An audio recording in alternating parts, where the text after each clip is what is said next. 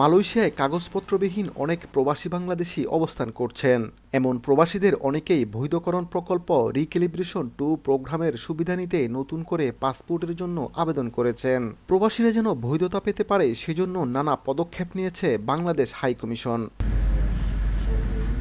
যেসব প্রবাসী বাংলাদেশি নতুন করে পাসপোর্টের জন্য দূতাবাসে আবেদন করেছেন তারা কেউই যেন এই প্রকল্পের সুযোগ থেকে বঞ্চিত না হন তা নিয়ে দূতাবাস কাজ করে যাচ্ছে বলে জানিয়েছেন মালয়েশিয়ায় নিযুক্ত বাংলাদেশের হাইকমিশনার মোহাম্মদ গোলাম সারোয়ার। সোমবার মালয়েশিয়ায় কর্মরত বাংলাদেশের বিভিন্ন স্যাটেলাইট টিভি ও প্রিন্ট মিডিয়ার সাংবাদিকদের উদ্যোগে আয়োজিত ইফতার মাহফিলে প্রধান অতিথির বক্তব্যে তিনি এসব কথা বলেন।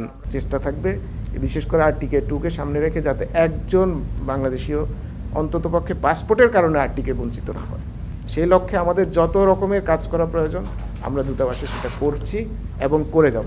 অনুষ্ঠানে সাংবাদিকরা প্রবাসীদের বিভিন্ন সমস্যার কথা হাইকমিশনের কাছে তুলে ধরেন।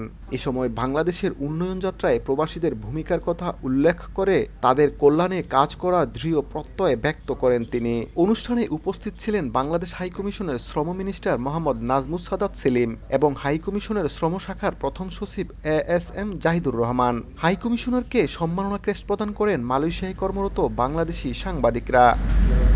মোহাম্মদ আব্দুল কাদের, সময় সংবাদ, কুয়ালালামপুর, মালয়েশিয়া।